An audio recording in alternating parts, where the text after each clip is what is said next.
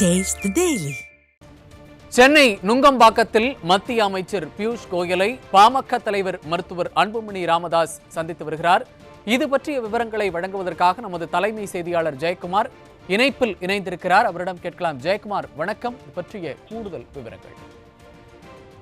வணக்கம் செய்து அனைத்திந்திய அண்ணா திராவிட முன்னேற்ற கழகத்தின் தலைமையிலான தேசிய ஜனநாயக கூட்டணியிலே ஏற்கனவே இணைந்திருக்கக்கூடிய பாட்டாளி மக்கள் கட்சியினுடைய தலைவராக இருக்கக்கூடிய மருத்துவர் அன்புமணி ராமதாஸ் தற்போது மத்திய அமைச்சரும் தமிழக தேர்தல் பொறுப்பாளருமான பியூஷ் கோயல் அவர்களை சென்னை நுங்கம்பாக்கத்திலே இருக்கக்கூடிய நட்சத்திர விடுதியிலே மரியாதை நிமித்தமாக சந்தித்து மலர்சொத்து கொடுத்து சால்வை அணிந்து வருகிறார். அந்த காட்சிகளை நாம் பார்த்துக் கொண்டிருக்கிறோம்.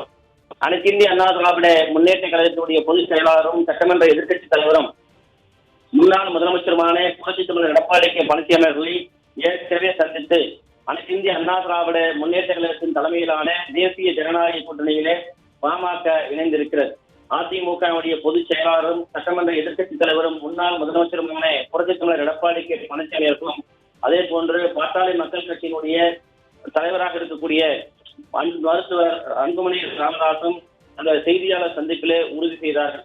இந்த நிலையிலே நேற்று இரவு தமிழகம் வந்திருக்கக்கூடிய தமிழகத்துடைய தேர்தல் பொறுப்பாளரும் மத்திய அமைச்சருமான பியூஷ் கோயல் அவர்களை இன்று காலை அமமுகவினுடைய பொதுச் செயலாளர் திரு டிடிவி தினகரன் அவர்கள் நேரடியாக சந்தித்து அதிமுக தலைமையிலான தேசிய ஜனநாயக கூட்டணியிலே தன்னை இணைத்துக் கொண்டார். குறிப்பாக மத்திய அமைச்சர் தமிழக தேர்தல் பொறுப்பாளர் பியூஷ் கோயல் முன்னிலையில் இணைத்துக் கொண்ட பிறகு இருவரும் கூட்டாக செய்தியாளர்கள் சந்தித்தார்கள். அனைத்து இந்திய அண்ணா திராவிட முன்னேற்ற பொதுச் செயலாளர் புரட்சித் தலைவர் எடப்பாடி கே பழனிசாமி அவர்கள் அமமுகவுடைய பொதுச் செயலாளர் டிடிவி தினகரன் இந்த தேசிய ஜனநாயக கூட்டணியிலே தன்னை இணைத்துக் கொண்டதற்கு வாழ்த்து தெரிவித்திருந்தார். குறிப்பாக தீய சக்தி திமுகவை விரட்டுவதற்கு அனைவரும் ஒருங்கிணைந்து செயல்பட வேண்டும் என்றும் அந்த வாழ்த்து செய்தியை தெரிவித்திருந்தார்.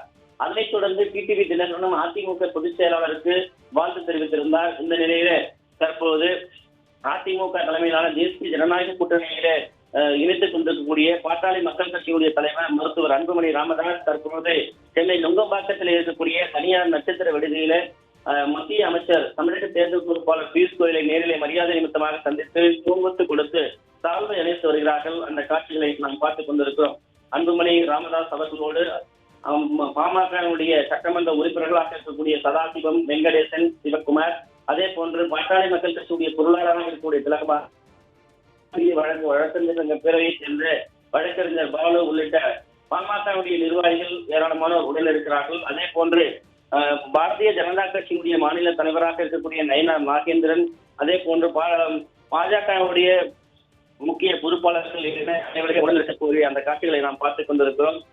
பாஜகவுடைய தமிழக தேர்தல் பொறுப்பாளராகவும் மத்திய அமைச்சராக இருக்கக்கூடிய பியூஷ் கோயலோடு பாட்டாளி மக்கள் கட்சியுடைய தலைவராக இருக்கக்கூடிய மருத்துவர் அன்புமணி ராமதாஸ் அந்த கூட்டணியை உறுதி செய்யும் விதமாக மீண்டும் தற்போது தமிழக தேர்தல் பொறுப்பாளர் என்கிற முறையிலும் மத்திய அமைச்சர் என்கிற முறையிலும் அவர்களோடு கையை உயர்த்தி தூக்கி காண்பிக்கக்கூடிய அந்த காட்சிகளை நாம் பார்த்துக் கொண்டிருக்கிறோம்.